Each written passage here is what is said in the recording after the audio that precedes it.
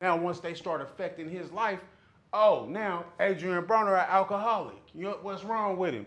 But y'all wasn't saying that when he was around here balling. But when you get to see the clear picture on who he is, you know, and what he's doing, and if he continue on the path that he's going, that's a sign of resilience when you can see a man accept accountability for his flaws and bounce back. You know what I'm saying? And tell you, this is how I fell off.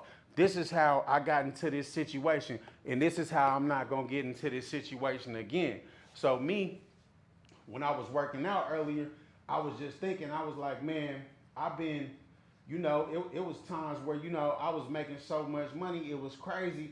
So I've been in a situation where I got a lot of flaws, and my flaws would be overlooked because I've been getting money, right? But me, I've never overlooked my own personal flaws, and they was always things that was hard for me to deal with. Cause you don't understand when you pick these habits up, they eventually with compound interest, when you get to doing something every day and now your mental energy is going into this, that's gonna become a problem after a while. You feel me? So it's easy to pick up flaws. How you think everybody that's rich end up on drugs? How you think everybody that's balling and in the industry starts gambling, starts, dealing with a multitude of different women, just doing everything, just excessively indulging in everything. That happens from having an excess of money.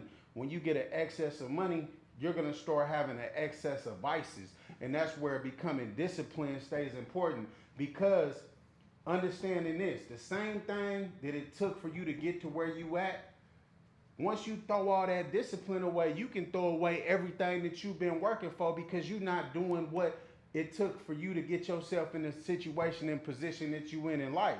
And if you want to get into a great position in life, it takes that mental focus. You got to focus on whatever it is that you're trying to do, and you got to double down. That means you don't have no time for distractions, for drugs, for vices, for anything. And you can tell the difference from when you lock in for 6 months or 3 months or 9 months and then look up and see where you at, versus having a whole bunch of vices and things just standing in your way for you to accomplish your goals.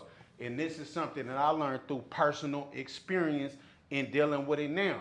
I be like, okay, even though I might be making 3, 4, 5,000 a day sometimes, okay, that's cool, right? But based on me being out, being in clubs every night, now I'm drinking alcohol every night. You do that with compound interest, you look up like, damn, I'm really an alcoholic. You feel what I'm saying? And then now, you sleeping all day. You might not be going to the gym. You might not be doing what you necessarily supposed to be doing to handle your proper business, because you already getting a lot of money. So you're not doing the things that keep you disciplined. You feel me? So now you falling away from discipline. Now you eating crazy. Now you go out every night. That's a bad habit. You feel me? Now you dealing with this person, dealing with that person. Now you making money. Now you start gambling. Now you just go along the list and just develop more vices and more vices. And now you wrapped up in a vice. Versus if I was sitting back and I'm locked in, anytime I lock in for 6 months or I lock in for a year, I can do everything. I can expand my portfolio because I'm focused. That means, I could pay attention to real estate.